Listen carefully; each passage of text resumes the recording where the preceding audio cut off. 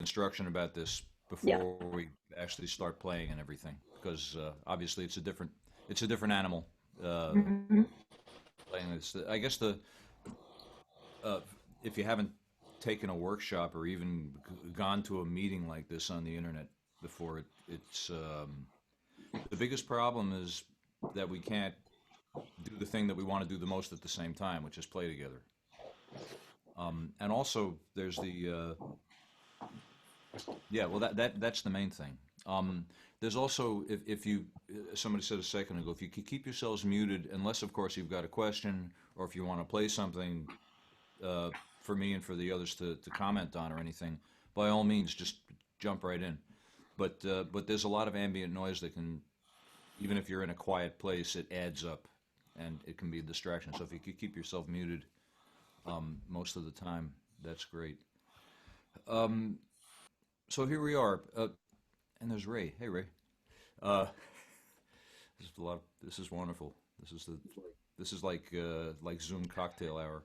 Um, so okay, uh, today's the first of four sessions, and I broke them into kind of regional styles because for me, the one of the journeys, part of this journey for which there seems to be no destination is how music changes from place to place, and how you know how all those elements that connote the style change from place to place. And it's been a really interesting trip for me for a long, long time, seeing the difference between, say, round peak music, which we're going to look at today, and and other regional styles. They have different sort of elements that identify them. And Alan Lomax, the collector for the folklorist for the Library of Congress, tried to develop a system one time for characterizing all those different things, intonation and timing and syncopation. And I think he had 13 categories, and he called them cantometrics. And it was not believed to be a success, but it was a good a good idea, and round peak music has some really distinctive markings, and those are the things that I hope to work on with you today.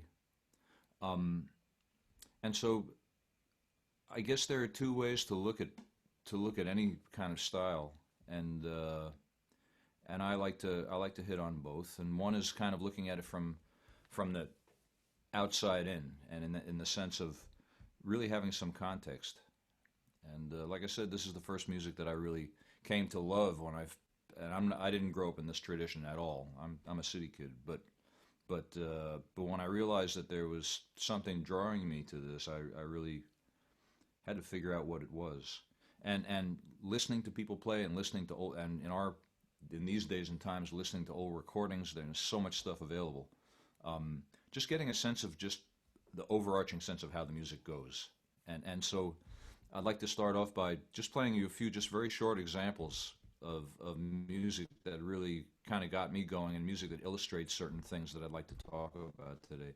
And then the second part and the long part is the lesson. And I've picked out a few tunes and like to go through them a phrase at a time and talk a little bit more about how we might do that later on. But if nobody has any, please don't hesitate to interrupt with questions, because as a teacher, I'm kind of a benevolent dictator, and I'll just keep going and going and going until you stop me. If something's not clear, please say so. Um, I'm really excited to be doing this. So, okay, so if it's okay, I'm just going to cue up a little bit of music here, which I've got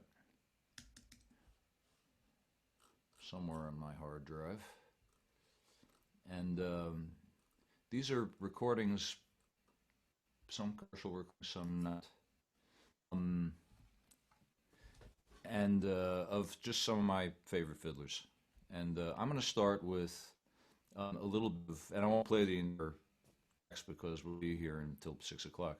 But Ernest East was a great fiddler from Surrey County, North Carolina, and and he had a really very kind of slippery, smooth style. And this is just a recording of him with his son, um, Scotty, singing with another singer named Max Snow. Scotty's the guy with the high voice, unbelievably high, beautiful harmonies in this. But listen to this tune that they played. It's called Sugar Hill.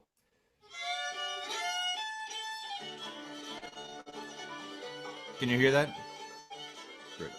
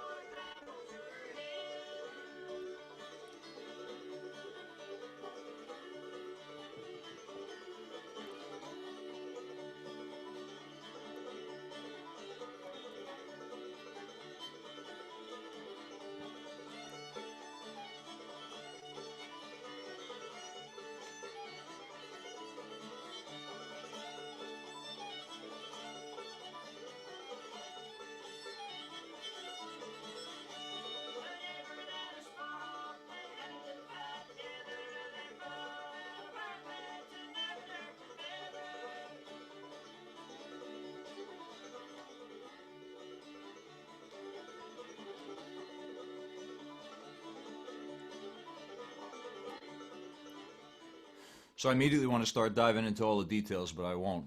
But I find that music to be just so evocative, makes you want to dance. And there's reasons that it makes you want to dance. Here's another one. Robert Sykes was another fiddler from that same area. He was a good friend of Tommy Jarrell's, and I got to meet him and Tommy and other people in Tommy's house years ago. But here's a really well-known tune, and you can hear this played by people all over the country. Some people call it Fly Around My Pretty Little Miss, or Western Country, or Susan Anna Gal. It's all the same thing. The thing to start listening for is the phrases in the music. You know, we'll get real analytical real quick because we want to cover, 100 years of music in an hour and a half. But listen to how so many phrases in the music start before the downbeat, and we'll break that down a little bit later. If you can wrap yourself around the way that feels, you can play this music. So here's Robert Sykes, Fly Around. And Bruce, if you could boost the volume on your playback. Do you need it louder? A little bit, yeah, that would be great. Sure. Thanks. Let me know if this is okay.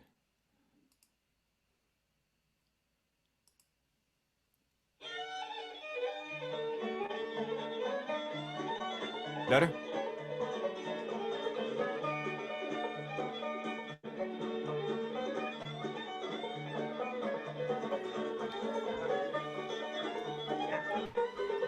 Here you go. Here's your piece. Okay. We got one dancer there.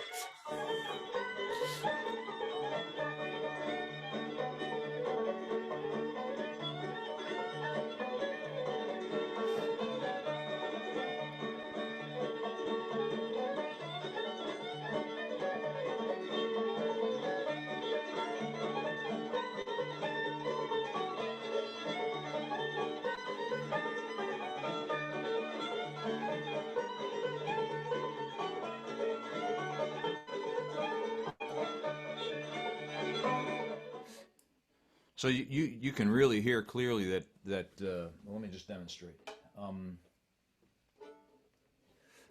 That if you're going to count a tune like this in, you count that the beginning of each of those phrases comes before the downbeat. So you'd have, starts on the fourth beat. 1, 2, 3, well, 1,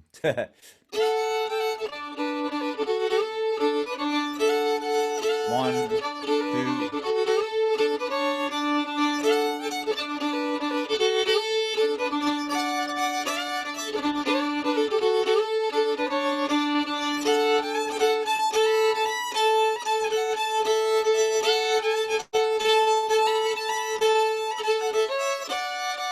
And that's the feel of ba da da da da ba dee da ba ba ba be da ba. So syncopated. And if you've ever played for dances, it's exciting because that's what lifts the dancers up off the floor. If you play, this is dance music. If you play music that plods on the downbeat, it's like nailing the dancer's feet to the floor. But if you give them music that gives them some lift, that's why Susie jumped up and started dancing. I saw it. To me, that's really what powers this music and makes it happen. I'll play just one or two more examples, then we can get to work. Any thoughts or questions so far? All right, I'll just go a little further. Um, just as a well, yeah, just as a comparison between things, between styles, regional styles. There's a tune that has made the rounds and exists in almost every regional tradition, and it's some people call it Sally Johnson. It's most closely associated with Texas music because it was first recorded in 1922 by Solomon and Hughes.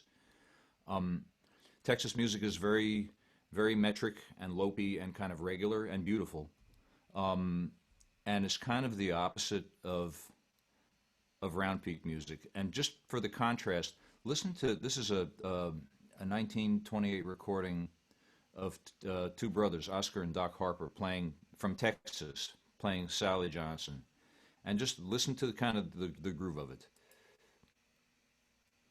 Oops, you'll hear it better if I turn the volume back on.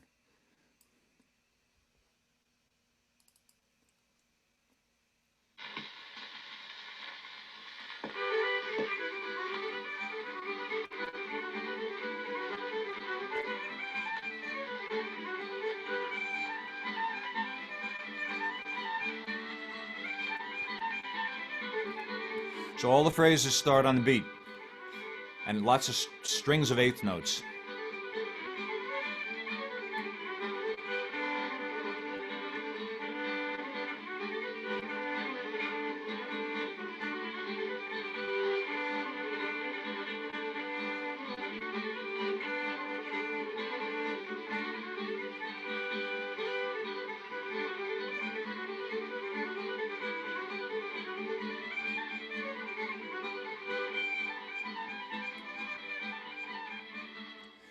I think that's just beautiful music, but it really is quite the opposite.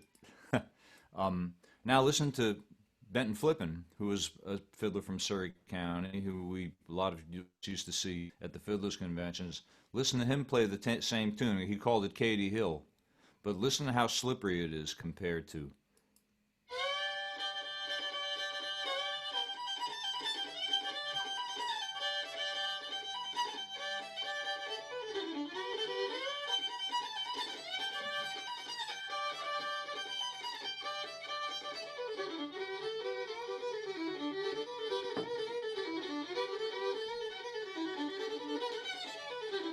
Anywhere you put a blues note in there.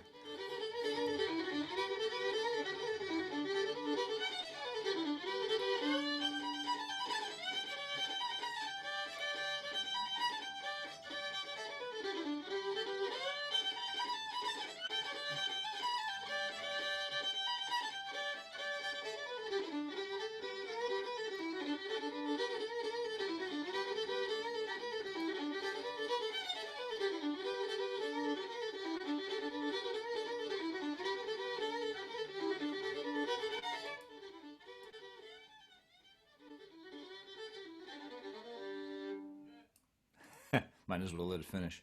So that's to me that's just so slippery and nice. Um, and that's kind of the sound, you know. If we can get somewhere close to how that feels today, we'll have accomplished something. Um, I picked out a few tunes, and I picked the first one I'd like to show you. I picked it out because it's got that syncopated kind of groove in it and a fairly regular bowing pattern. And it's the old time step back Cindy that Tommy Jarrell used to play, but that a lot of people play. And I'll play a little bit for you. Um, is there anybody here who objects to alternate tuning on the fiddle? It's all right. You can either play this. Yeah, Hillary. Yeah. Um, you can either play this in standard tuning, or you can raise your G up to A. Doesn't really make a whole lot of difference. It's just because we don't even ring that string very much. I'm going to tune mine up, and give you all a chance to tune your fiddles either way that you're comfortable. Just you can play this at a standard tuning, or with a raised bass. So your tuning would be A D A E. So let's get there, and I'll play this for you.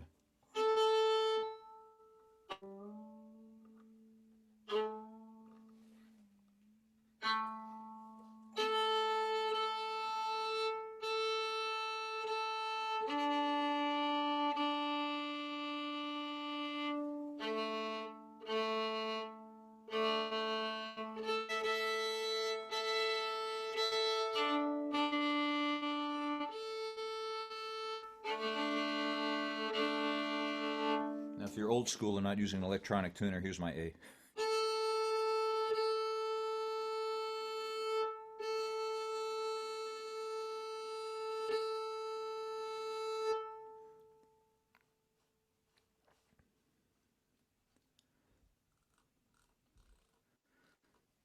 So here's the tune.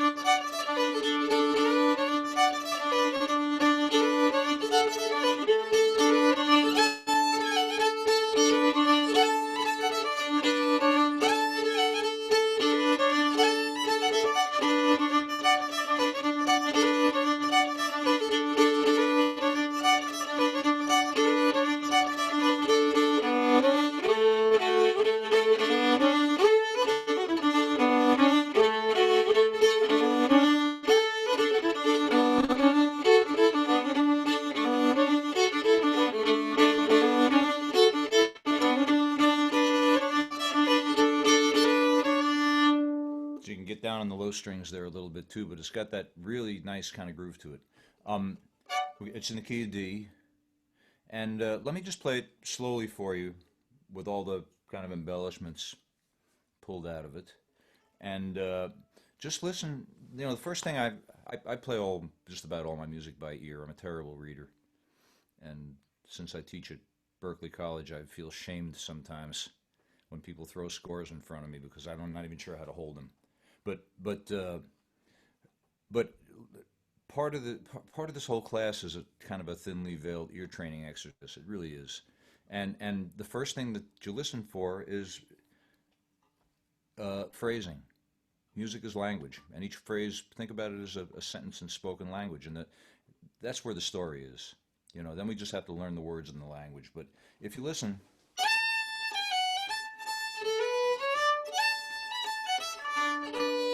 It's almost question and answer.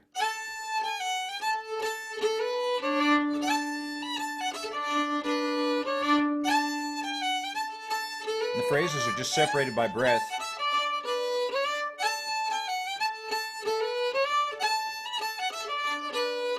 So if you were just take the notes away and you're just left with a rhythm, ba da ba ba ba ba da di da ba ba ba ba ba ba ba, and we're going to hit that with the bow. That's the thing that powers it. So once again, it's a bummer that we can't play together, but we can play call and response.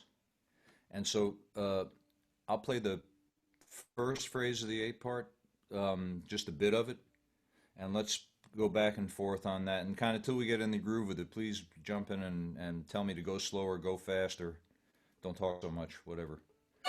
Okay, so I'm just going to play this over and over again, and just the first little bit I'm just going to play, and I'm going to count it in so you know where the beat is. It's 1, 2, 3, and 1, 2, 3. Maybe that's a better way to count. 1, 2, 3.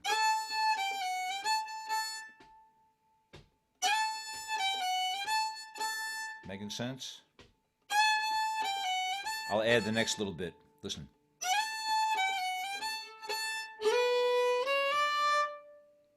So listen again.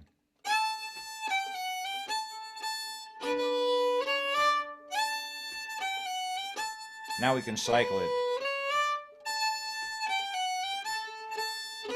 So it counts 1, 2, 3, 4, 1, 2. Hear how that beat pushes?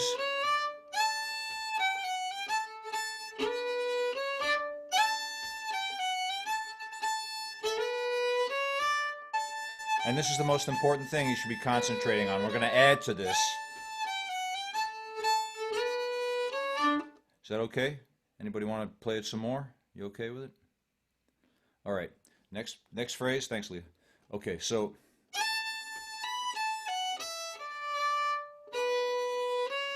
here's the next bit. Ba dee da ba ba. So I'll cycle that a little bit for you. I'll go a little slower. So it's 1, 2, 3.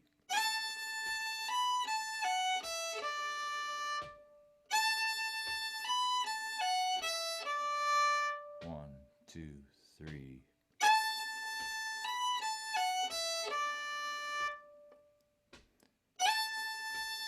And then I'll finish that phrase. So it's just this.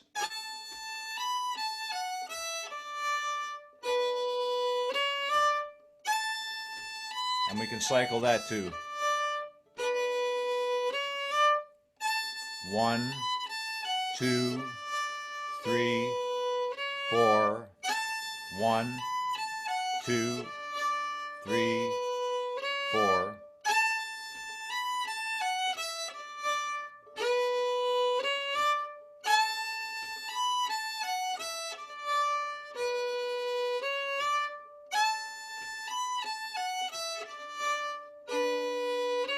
And so those two phrases are two little call and response things.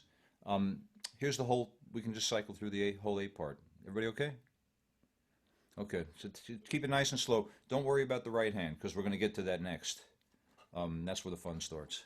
So 1, 2, 3.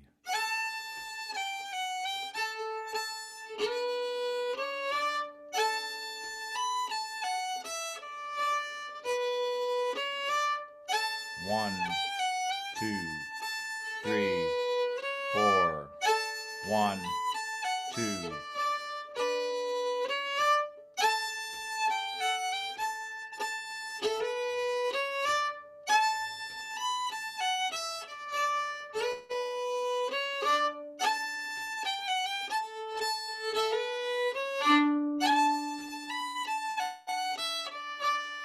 Once more.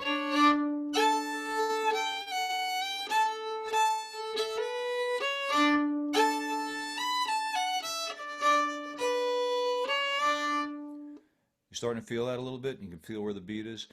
If you can tap your foot, that is good. That means you can do it. So,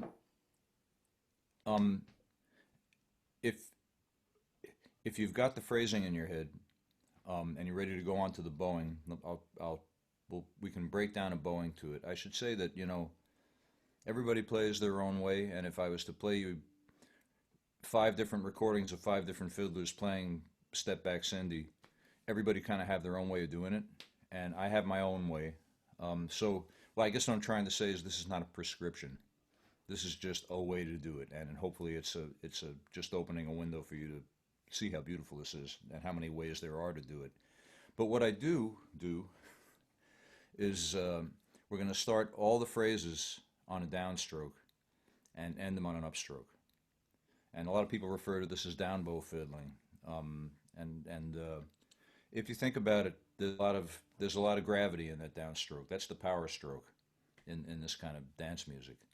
And for our exercise, it's a way for you to know whether you've gone wrong or not. We're going to start the phrases down and end them up most of the time.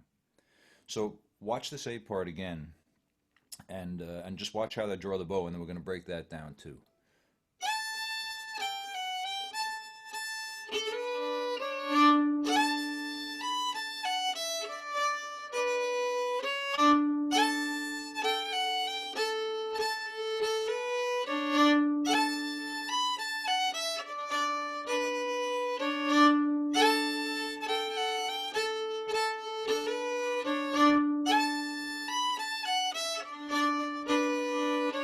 So the first bit is the most syncopated. And then it's regular. No, none of it's really regular.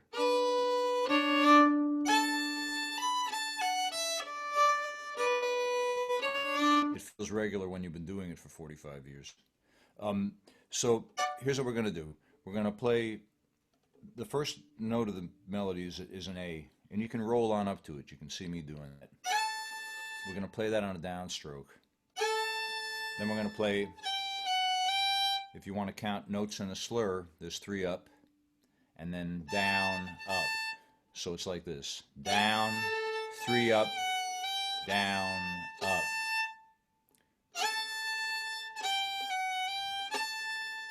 And you can immediately feel the syncopation in that. Ah, ah, ah, ah.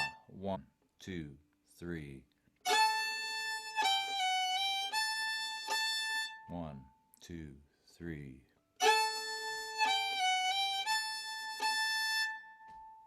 I wish I could hear you. One more time, then we'll go on. And now, finish the phrase. Down, slur of 2 up. So it's ah, ah. So here's that entire short first phrase. Down, up, down, up, down, up.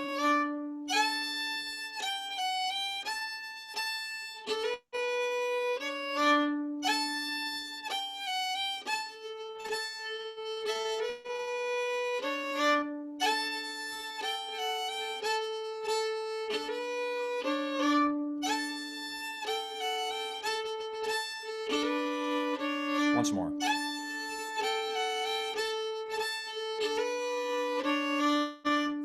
Everybody okay with that? It's not going to change much in the second phrase.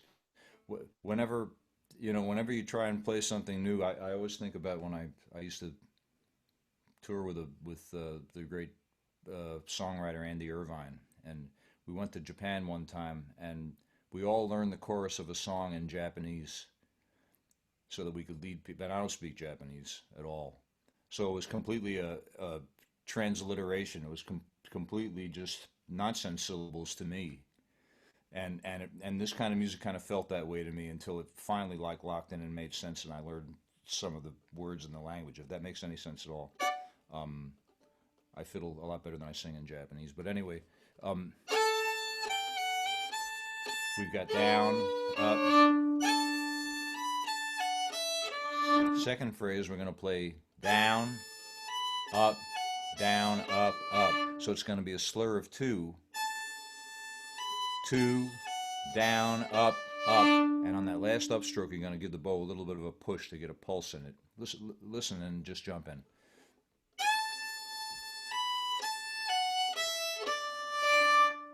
So you could say that last bow stroke comes early. And then the same ending. So it's like this.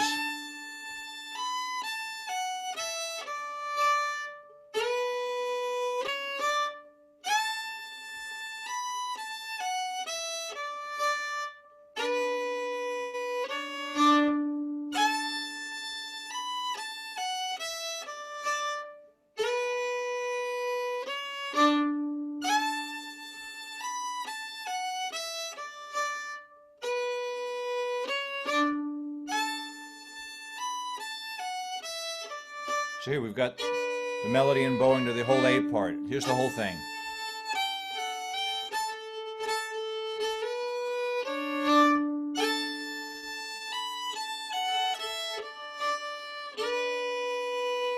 So remember, it's 1, slur of 3, down, up, down, slur of 2 up. 2, 2, 1, 1.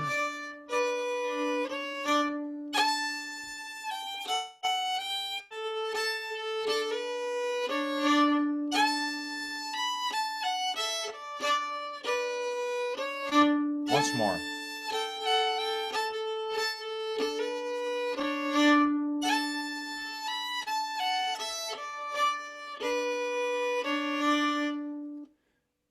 It's all muscle memory. It's all just getting this where it's in your hands. Anybody got any thoughts about it or anything? We can build on this. Before we do, let's get the whole tune down. and just and basic bowing, and then we can get into things like drones and a little bit of ornaments and rocking the bow and things like that. But here's the beat part of the tune.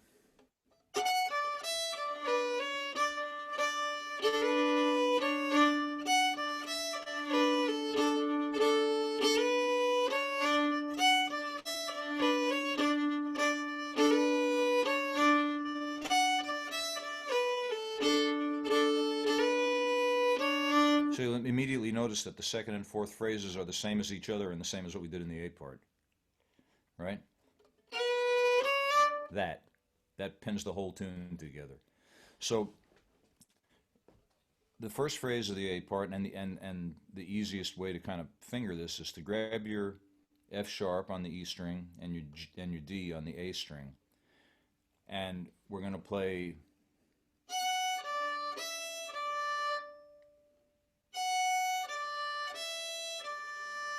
Right? I'm lazy. I don't move my fingers unless I need to. And if I can just keep my finger clamped down on something, it also seriously helps the instrument to ring out and not kind of stop the notes halfway through when they should be flowing. So here's the first bit of the phrase.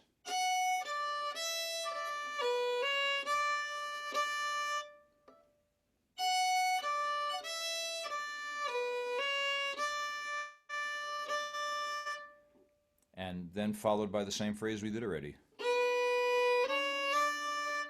So the first phrase then, which is going to be almost identical to the second one, is like this.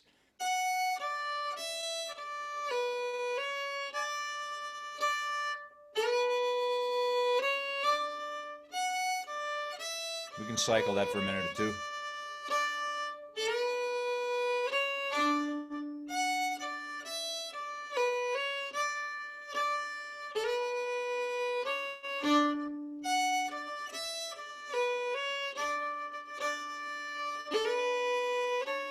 Second phrase just differs by one note. 2 notes.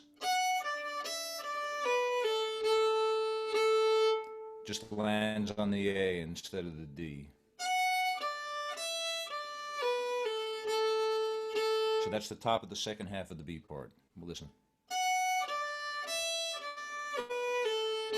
And we'll get the bowing in a second. Same ending. Again.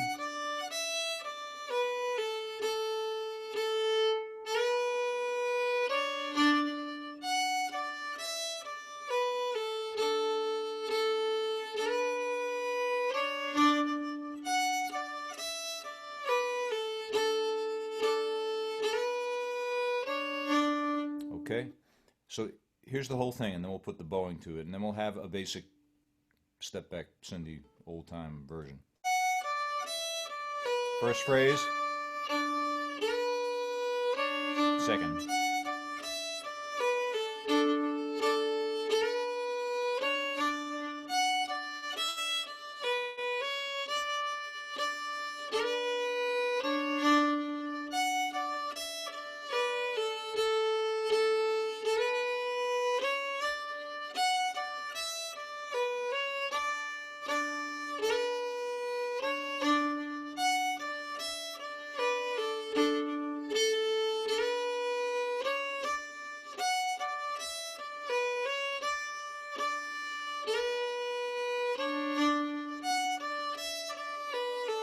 Now let's look at the bowing. We're going to play down, up. As you play down on the E string and up on the D string, is anybody in the house a classical violinist?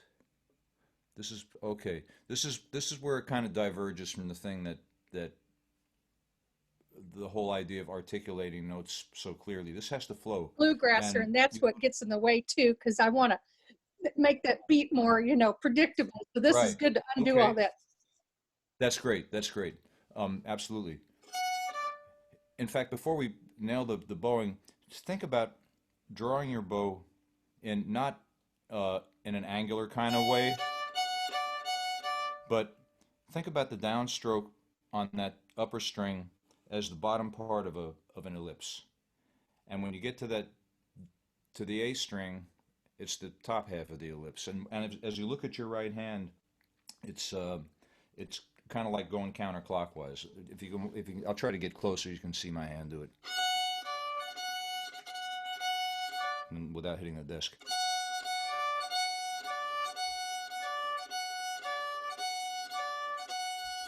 It takes the weight off the front of the note, and that's a lot of what people like to say. This music swings, and that's one of the reasons it does. So in doing that, we're gonna just try that as a little exercise for a minute.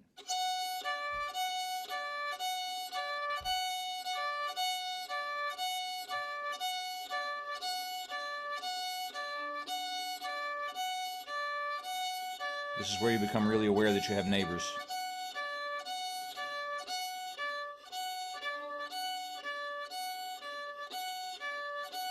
You just want to get that nice and smooth.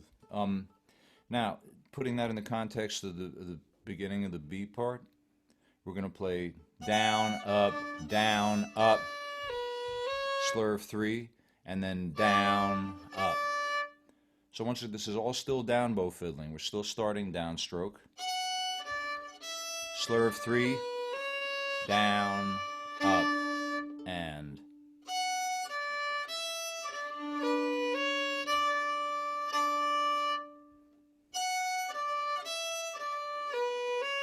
Now let's add the tag, and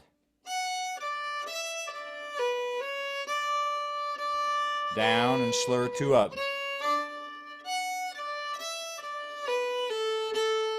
There's the whole part.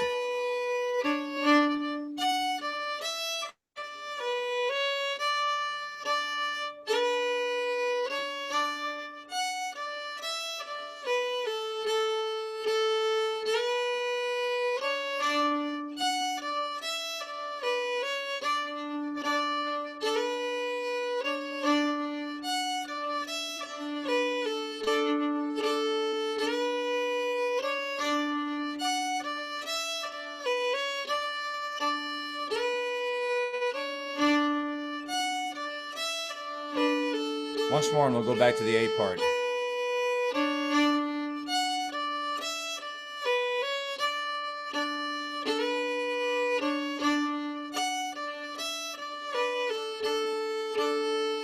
All right, back to the top.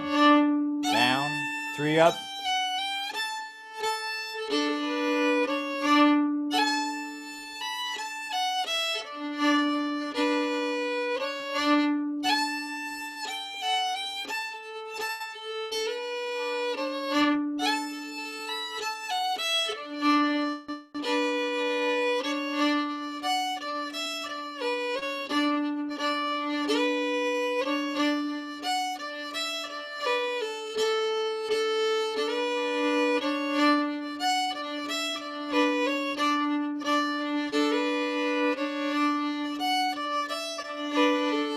Pick it up just a smidge.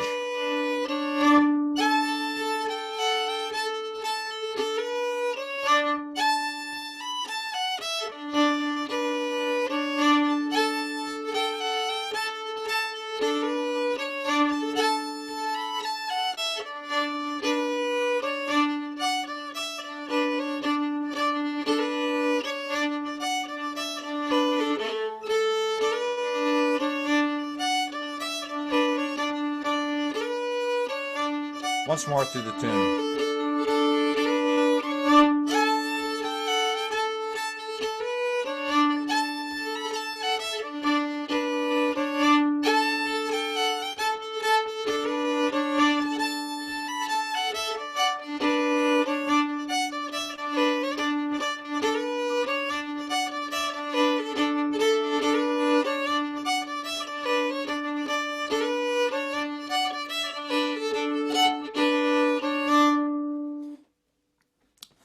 Cool. So there are, what am I trying to say? There are things that I'm so used to doing in my own playing that once it starts to get close to tempo, I can't not do them. And let me show you a couple of things. The whole idea of ringing open strings, having double stops in this music, it serves not just the one purpose of fleshing out that you can make it loud and fiddle, you rhythmic ability. And this is something that you can hear in any of the really good old dance fiddlers. Um,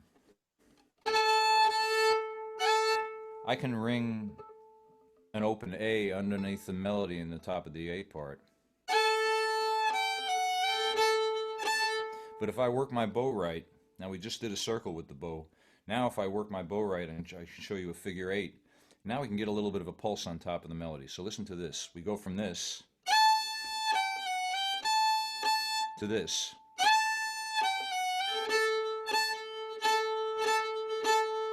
That thing at the end. So let me throw another little exercise at you. We've got an A on the A string and an octave higher on the E string. And the whole idea of the exercise is, I used to be an engineer. I worked in the building trades for 20 years. I tend to break this stuff down. If I'm being too much of an engineer, just stop me. But the whole idea of this is to play an A note on the lower A to its full value. At the same time, on every bow stroke, playing again the string above, more staccato. And the way that you get that is to do this thing that a lot of people refer to as a figure 8.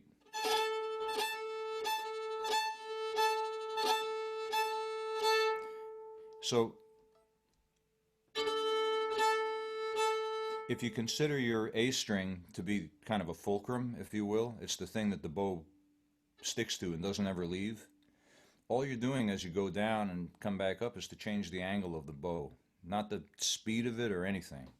And you can control this a little better if you get closer to the top of the stick. So start off by just playing a nice, really smooth A on the A string.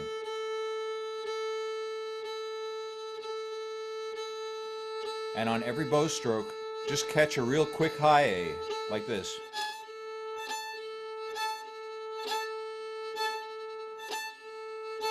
And try to isolate your listening to yourself so you can hear each of those strings. Try to be really consistent with it. It's a subtle thing in the music, but it's powerful.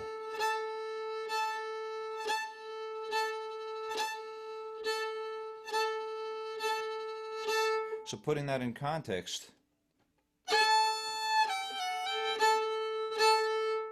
is just that. You know, we just spent 10 minutes on 2 seconds of the tune.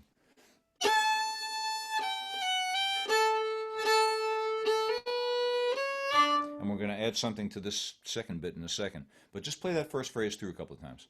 1, 2, 3.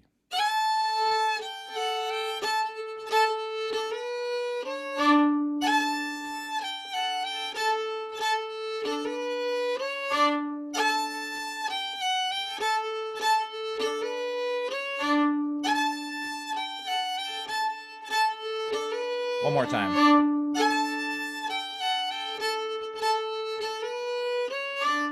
Okay, so this is the first kind of part where we're starting to think in terms of having a couple of rhythms happening at once. The second part of the phrase, real simply, now you've got an open D underneath melody that you're playing on the A string, right? You're playing this. You could just slather an open D along over the bottom of it, which is fine. But if you put that pulse in the upstroke like I showed you earlier,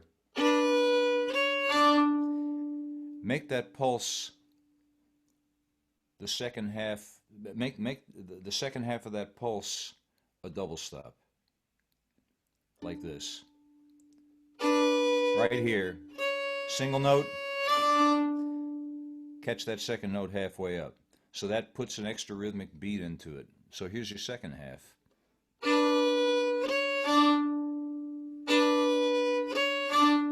And I'm getting that pulse, not with the big muscle, I don't have big muscles, but the big muscle of the arm, but just the wrist and the fingers. This is all subtle stuff. So it's like this.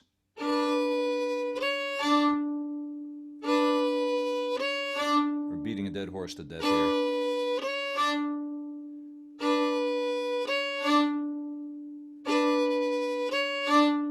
So we've got Bruce, both of those. Bruce, excuse me. Yes. Would you move back just a tiny bit so we can see your Yeah. right hand a little bit Oh, much sure. better? Let me turn the camera down a little bit, and you don't have to see less of my bald head here. How about this? That's great. Okay, good. What you're doing is you're catching that low D on the beats, and the C sharp is the note that's off the beat. So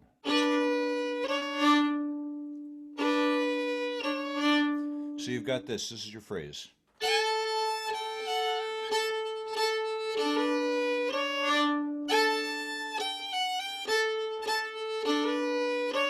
All of a sudden, we've got a nice rhythmic pulse in this thing. And we can play through the whole part like that. Give it a shot. Stop me with any questions. 1, 2, 3.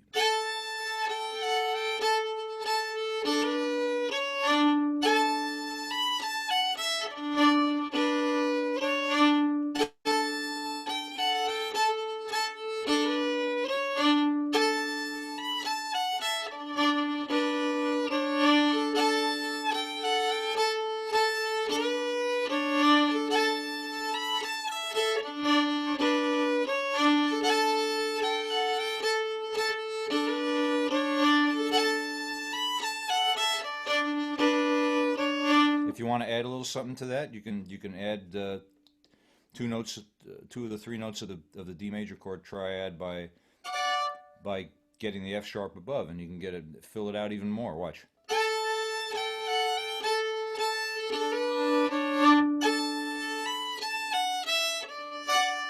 Right there. And once again, I'm going from a single note to a double stop in the middle of an upstroke pulse. So it's like this.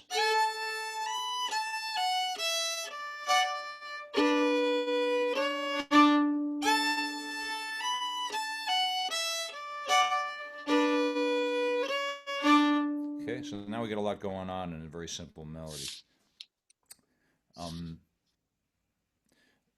The last thing, and I'll just throw this at you. You can think of it for yourself. Go back and listen to some recordings of this, or even me playing it. There's a lot of upward slides that get us to the notes, and that lends us that helps the kind of swinginess of the music too. You can roll up to the notes, or you can slide up to them.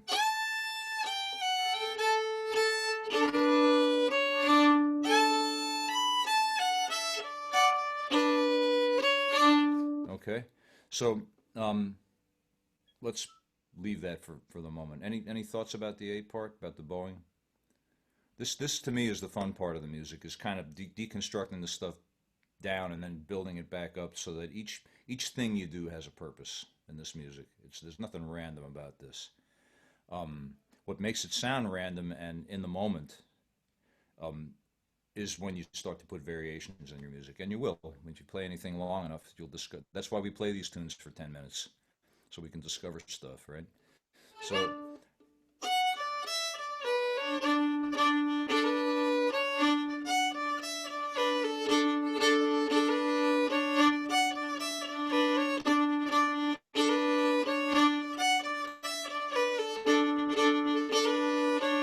So we'll use that same figure 8 pattern in the first and third phrases of the B part.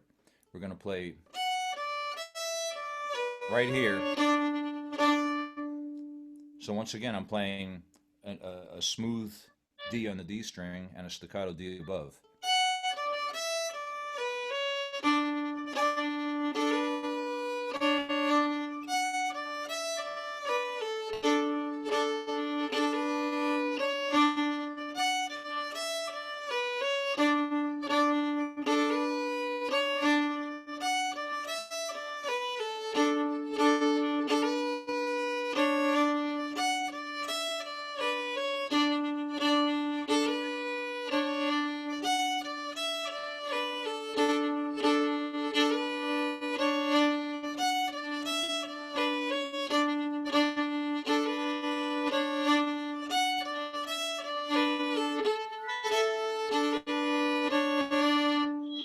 Okay.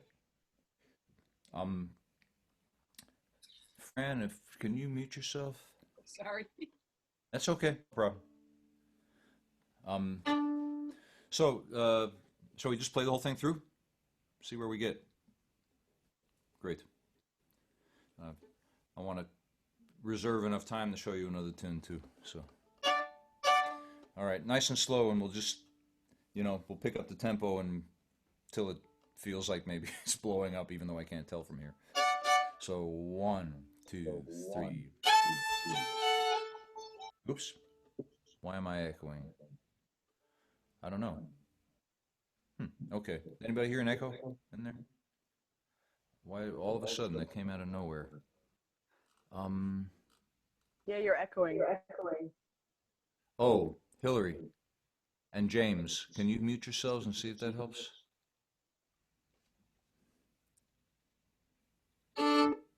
Check. James, are you there? Yeah, Can you mute yourself? should be muted. No, not for, it's not. Now it Yeah, is. you're not. No? Let's try that. Is that echoing? Good. Okay, that was the problem. Great. Latency. Somebody's got to write the latency hornpipe. So here we go from the top. 1, 2, 3.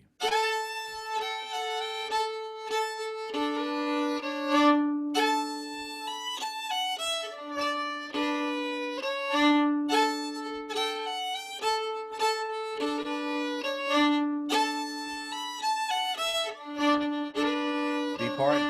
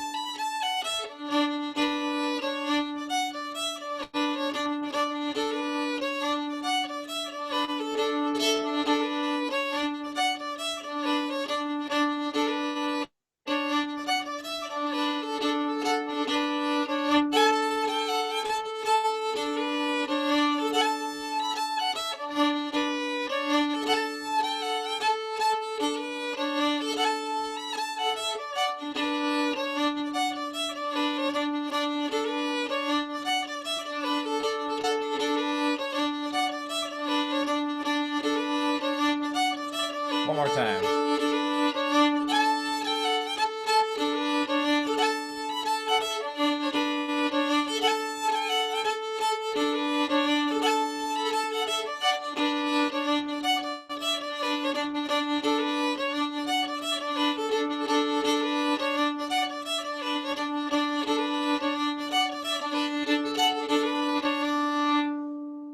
Now, you've got your bottom string tuned down.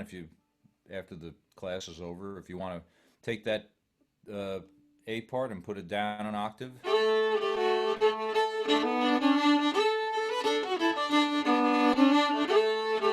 Remember, now you got a fourth between these two strings. So if you're not used to playing this, but you got a nice octave there.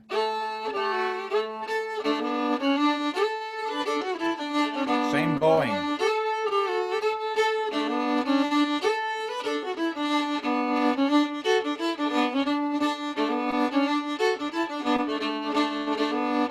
You can do that, and if you want to really play in the style, that low part can go on just as long as you want it to.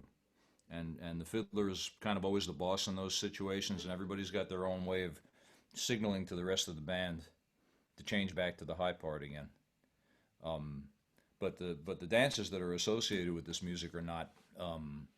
They don't have to be the same length as the tune. The dance figure and the tune don't have to be the same. And so all you're really doing is provide all misplaced percussion.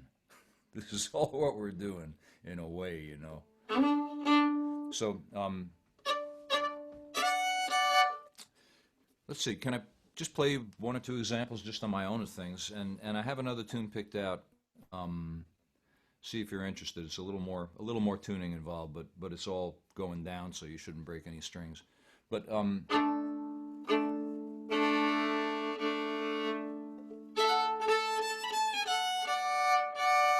I'll just play Tommy Jarrell's version of Rockin' Hannah Cindy just because I like it so much.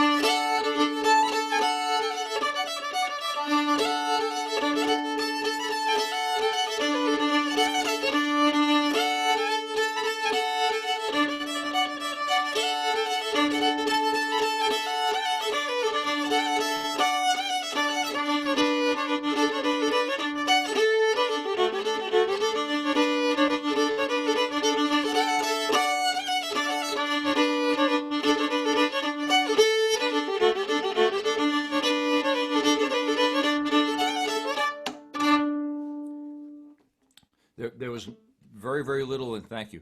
There's very, very little in that what I just played for you that we didn't do really, really slowly and more deliberately in the last lesson. All this, all that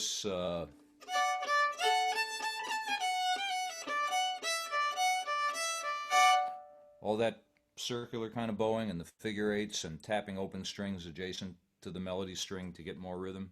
That's kind of where it's at. Let's see. I want to kind of focus on once again this being round peak music on a bow lick. People like to associate certain kind of bow patterns with music, and it's a question that I get asked a lot. You know, what's the pattern? Patterns are something to me that you get into your muscle memory and then you forget them as soon as you can. And then you layer them on top of each other until there's so little of each one left that only you know it's there. But I want to. Tommy Jarrell played a version of a tune. It's kind of the predecessor of John Brown's Dream. John Brown's Dream. A lot of you are probably familiar with John Brown's Dream. That's that. Well, here I can play it on my other fiddle. Oh, I can't either. It's in the wrong tuning. It's almost in the right tuning. John Brown's Dream is a kind of a hot dog 3-part tune that's really popular.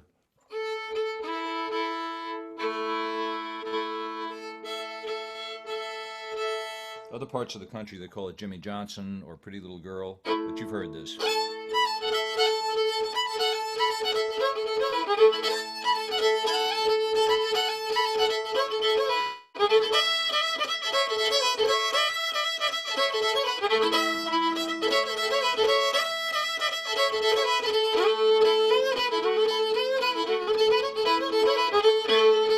This is 4 parts.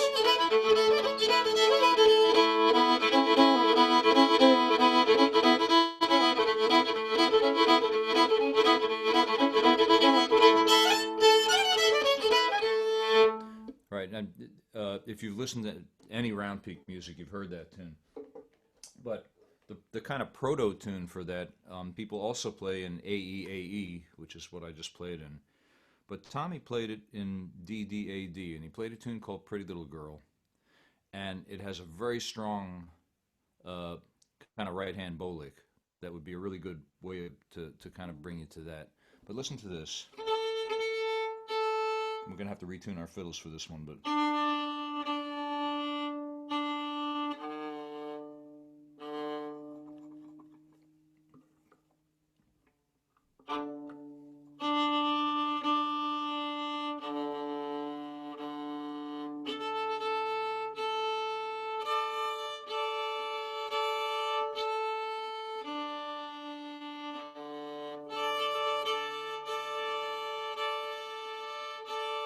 Yeah, I'm not trying to trick anybody into thinking that I have perfect pitch. I'm using a strobe tuner down here, which is a really great device to have.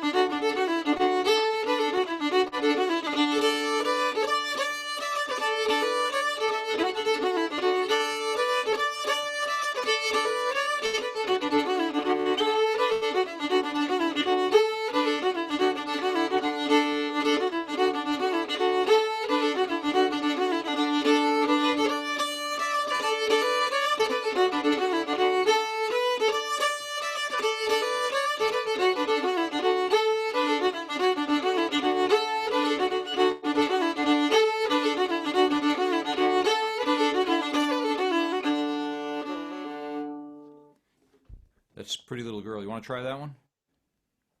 Cool. The tuning, once again, is now you're going to take you've got your G all the way up to A. Now you're going to take it all the way down in the other direction to a low D. So it's an octave below your regular D string. And you've got that low octave. And then you're going to take your E string and bring it down one whole tone to D. So the tuning then once again is D, D, A, D. And if you get into this tuning, there's a lot of repertoire. There's not just this one tune in this tuning. Bonaparte's Retreat and all the 28 versions of Bonaparte's Retreat and lots of other tunes. Marcus Martin's Boatman is a great one too. So I'll give you a second to get there. You're going to find, if you've never tuned into this tuning before, that as soon as you lower that G string way down, everything else goes out of tune because you've changed the tension on your tailpiece. It's all fairly safe. So once again, here's my D, if that helps.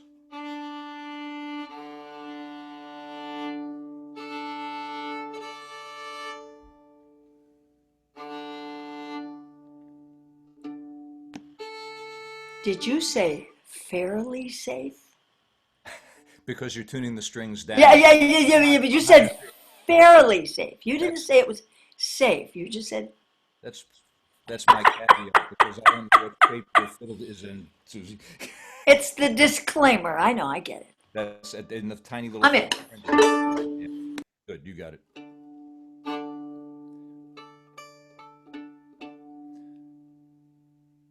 Everybody pretty close? Let me know if you need more time. Good, okay. So, once again, I'll start by playing the melody with all the drones pulled out. And pay attention to my right hand as well. You know, it's our natural inclination to go for the melody and the phrase, which is important enough. But this is all going to be about getting a certain right hand pattern in there. So.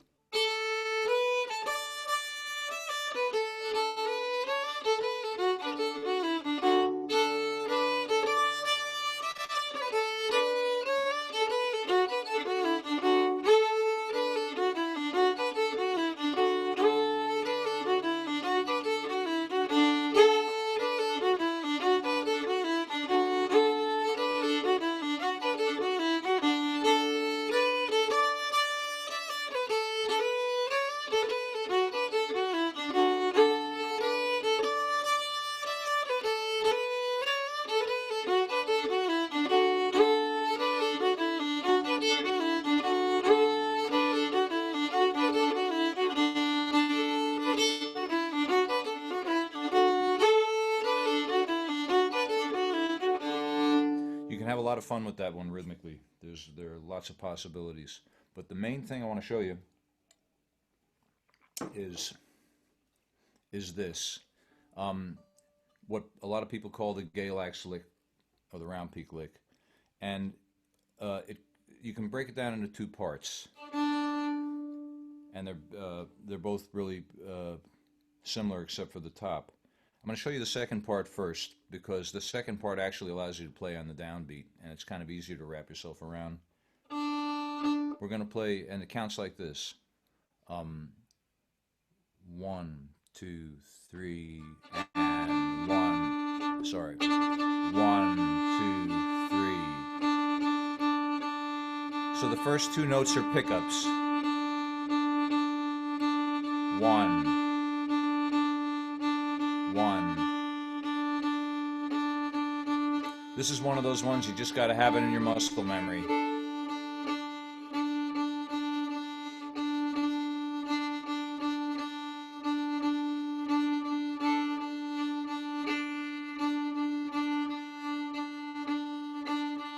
And if you want to really take the deep dive, look at how I'm moving my right hand.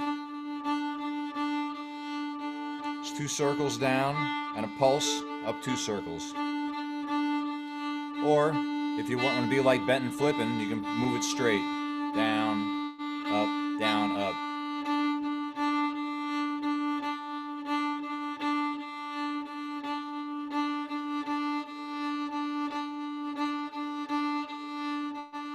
So that's kind of the first way to do it. The second way to do it is we're going to replace the first 3 bow strokes with one long one. And the reason I didn't show you the first part first is because this forces us to play through the downbeat. And I just want to make sure you know where the beat is. So if I was going to play the second way and count it in, it'd be 1, 2, 3, 4, 1. 1, 1. So try that. And they're interchangeable.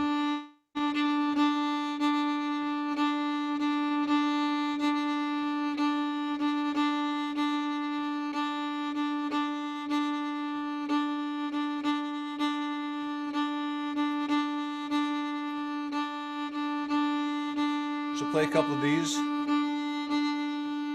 then the other.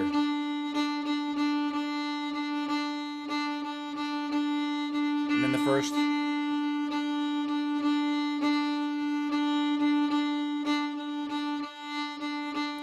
Let's try one of each. Long stroke, short stroke.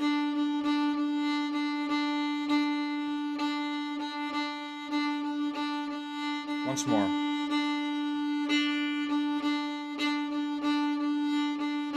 So that's the idea. I'm going to throw one more thing at you, and these are going to be all the pieces and parts we need to assemble the melody to Pretty Little Girl and have some bowing to it. So I'm teaching you the tune kind of backwards. And this is just the straight bluegrass old-time Cajun shuffle. And it's just long, short, short, long, short, short. You've heard so many bluegrass and old-time tunes that you start a dance with. This is all that is. So it's down, up, down, up. So just play that for a second. It might be something that you've all been playing for a long time. Down, up, down, up.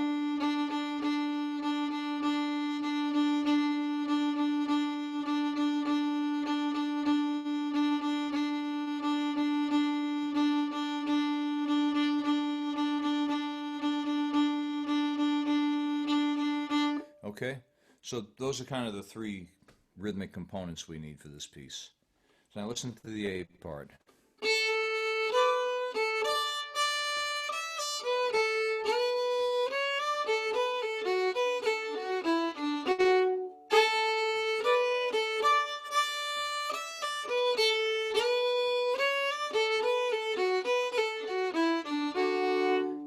So I've got 4 phrases, and the first 3 is where I'm playing that 1, 1, and the 4th is just the shuffle. So we can play without even knowing the melody. We can play the bowing right away. Watch this. So it counts 1, 2, 3, 4, 1.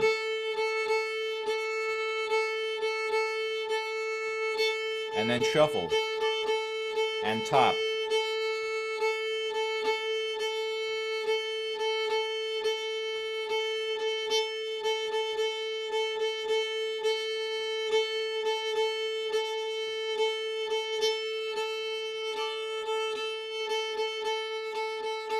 Now all we got to do is, we've got the dry ingredients. We just got to add the wet ingredients, right? If you're into baking.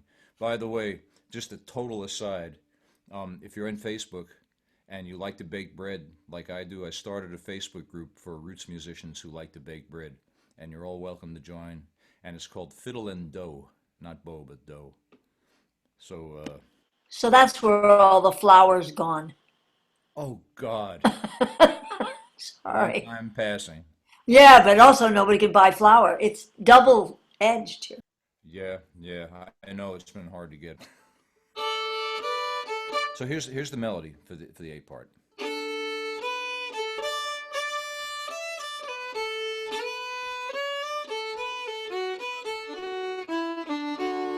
Start with the first phrase. Just that. We can cycle that.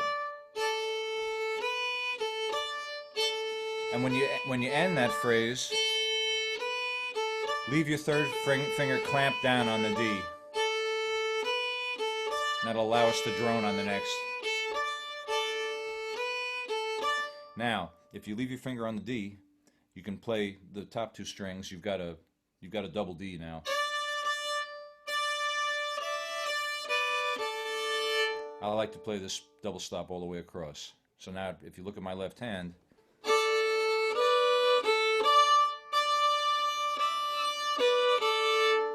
okay, let's try that a little bit.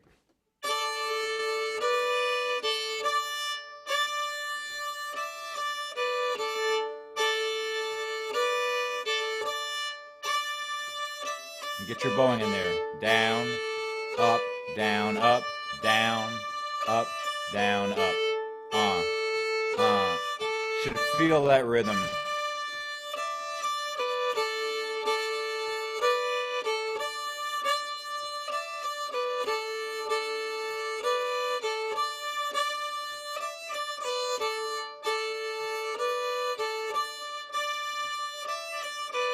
Okay, and somebody commented in there that D-Dad, Dead Man's tuning. Yeah, absolutely. On the banjo. So, okay. The third phrase, which same bowing as what we did before.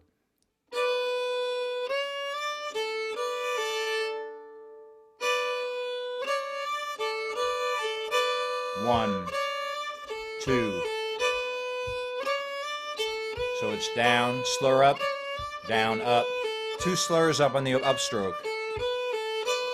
Here, here.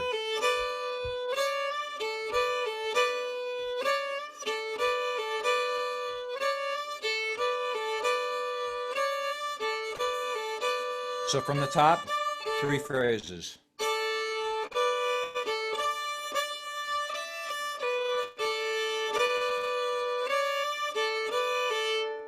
Everybody okay with that?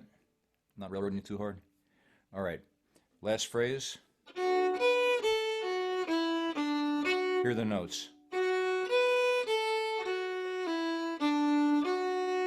And now you got that nice big D octave on the bottom. You'd feel that right in your gut.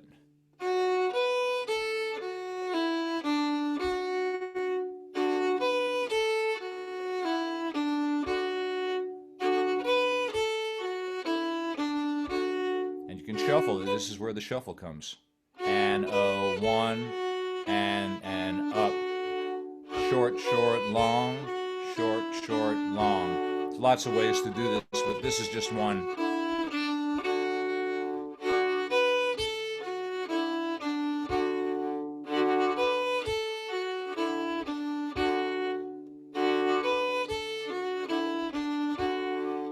You can pull it if you like. Down, up, down, up, down, up.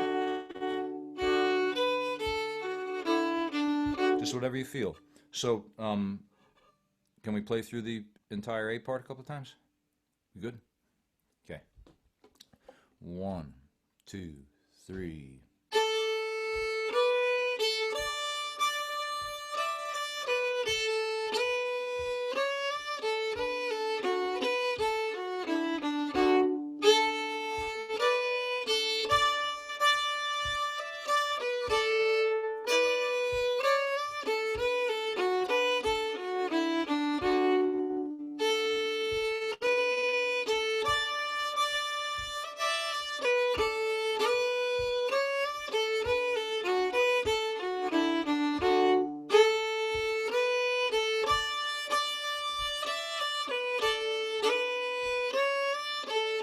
And now you could add those drones in there.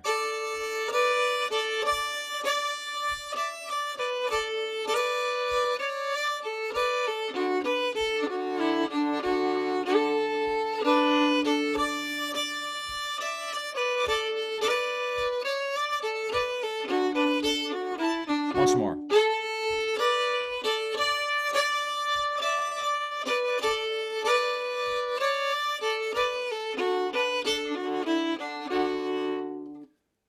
Feeling all right? Questions? Did you go over the bowing in the second phrase again real quick? Yes, of course. Now, this one. So it's down, slur 2 up, down, up.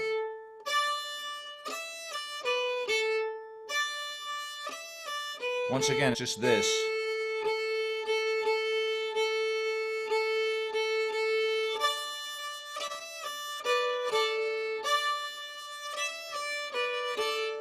Does that solve the question? Okay. So, get you the B part before we run out of time here.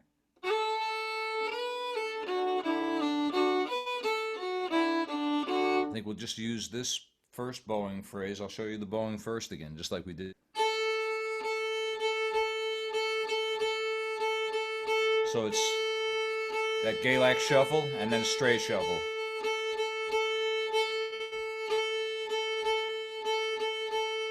Try that. It counts 1, 2, 3, 4. 1, 2, 3, 4.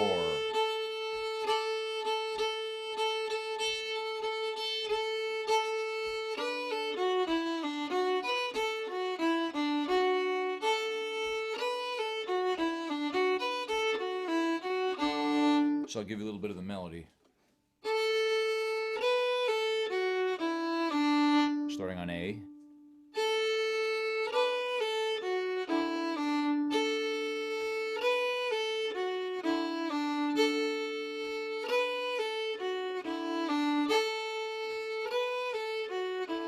And if you do like I do, I really like to double those notes at the top of a phrase, so I'm sliding along with my little finger on the D string to get to the A. There.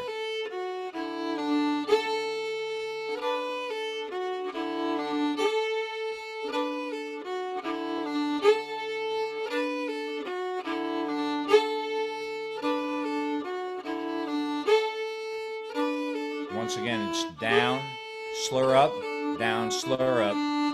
2 upward slurs.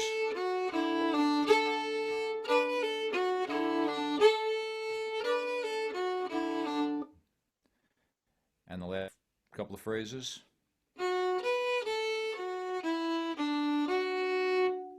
So it's F sharp B, A,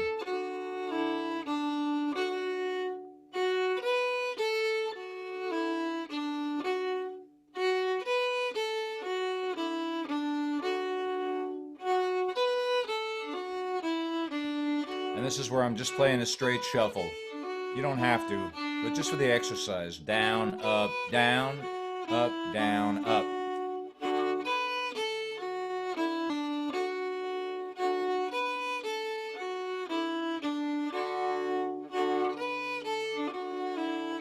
And the second time we're going to do it is going to be, and that's the last phrase of the B part.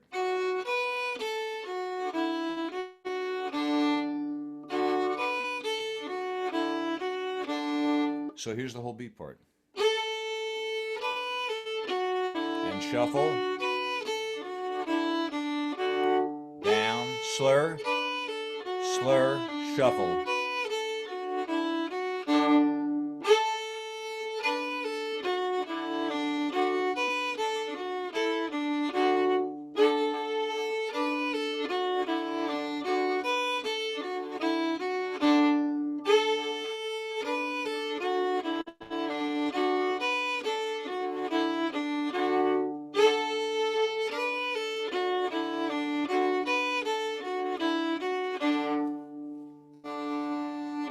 That low D wants to creep up till it gets used to being that low. So, and you have to hit it really kind of lightly, extremely hard. It runs sharp. So it really is just a drone string. So your whole B part. We've got the whole tune. Can we play through that? Any weak spots or anything not clear? I can't be that good. All right, here we go. 1, 2, 3.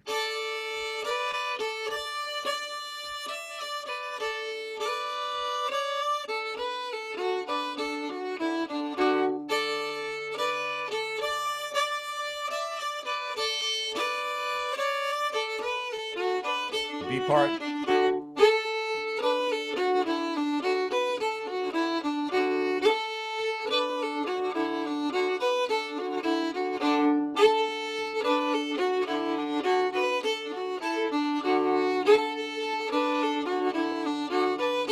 Back to the top.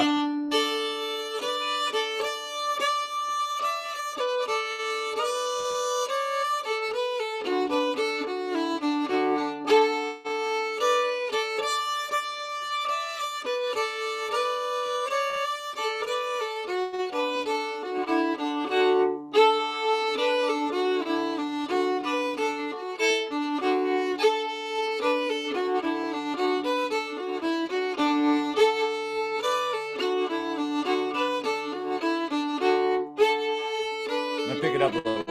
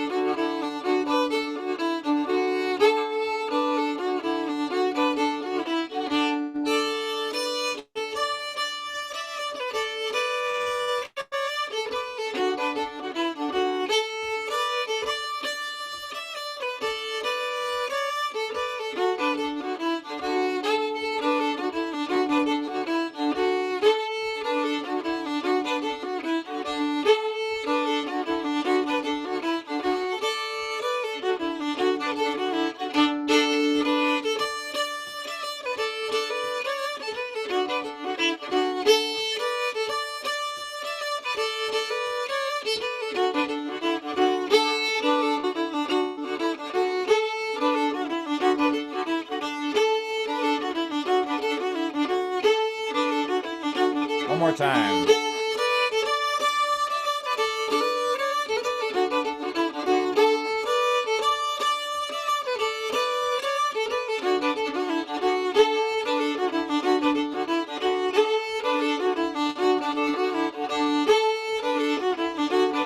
All right.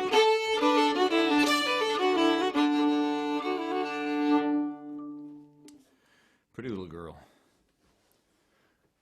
Well,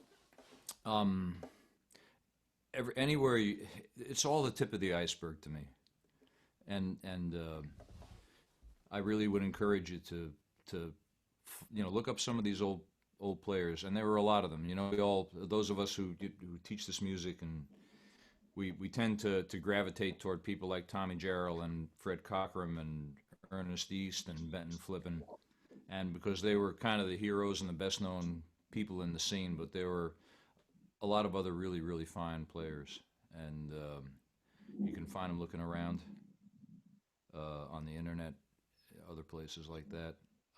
Write to me, and I can maybe send you some resources. I do teach a series of pre-recorded videos, and the workshop. It's kind of like a workshop like this on a site called pegheadnation.com, and I've got about maybe 55 tunes up there now, and in all different styles. I guess this is my commercial pitch at the end of the workshop, but I'm on Facebook all the time. When I'm not on Facebook, I'm either playing the fiddle or baking bread, because probably like all of you, I'm not going anywhere for the foreseeable future. Did you tell us that there is recording of this that we can refer to? Yes, our host, John Huber, is recording it, and he's going to make it available to everybody. Yes. It will take a little while to process, but it will You're come back, to you. John. Okay. Yes. Yeah, great.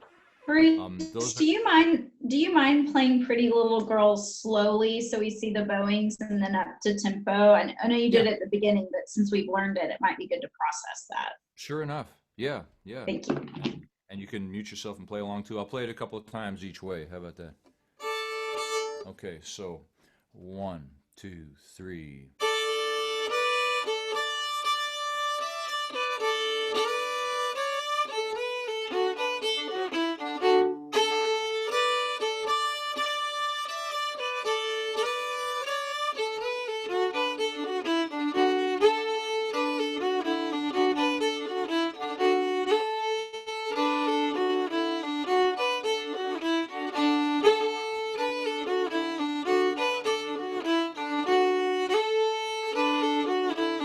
Here it is fast.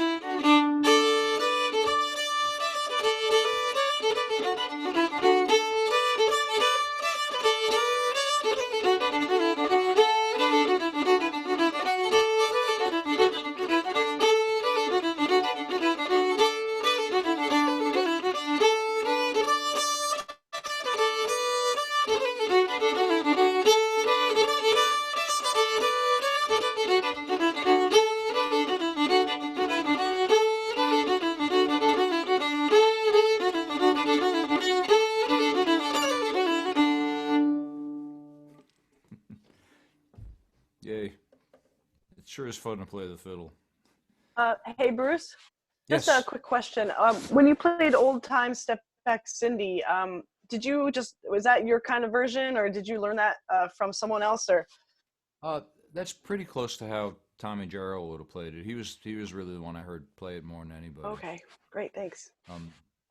I think he put out what he considered to be an instructional LP many years ago, and he had one for fiddle and one for banjo, and the one for fiddle I think was called "Sail Away Ladies," if I'm not mistaken, and the banjo one was "Come and Go with Me," but I think he played Old Time Backstep Cindy on the fiddle one, on the Sail Away Ladies one. You might, and that stuff you could probably find. It's probably been put onto CD by now. Great. You can find it on bits of it on YouTube here and there. So, Thanks. yeah. Gee whiz, I don't know what else to say other than to just keep playing, but I guess we're done. I Cool. want to thank you, Old Town School, for Thank doing this, and you. thank you all for coming. Thank you. I'm doing 3 more of these, same time every week for the next 3 weeks, and kind of featuring a different region. And I think in the last one, John, am I right that we're going to do some fiddling and singing? Yeah. So that's 4 weeks from now. And then Right. next week is 3 weeks from now. Yeah. Okay. Whatever. Yeah. if this is the fourth or the first of 4 and they're weekly, however that works. Because what is time anyway anymore? Right. That's a joke, isn't it? What's time to a pig? Joke is on us. Right. Cool. So if you have any questions about any of that, And all of our classes at the Old Town School of Folk Music are now online. So if you're interested in any of that, just send me an email. You all have my email. And I will reach back out when this Zoom recording gets processed and then uploaded to an unlisted YouTube link. And, you know, just remember that it's not to be shared around. And thank you very much, Bruce. Really appreciate it. It's my pleasure. You know, I'm on social media all the time. If you have questions about the music, to me, this is all just one big open-ended conversation. And the biggest joy I get from this is getting to share it and hang out with people. And I'm glad to know you're all out there. Hope you stay safe and hope to see you all in person sometime. Awesome. So, awesome. all right. Thanks, Thank you, everybody. Have a great Thank day. you. Bye-bye. Thank you. Bye. Thank you Thanks. so much. Bye. Bye-bye. Bye, Bruce. Bye.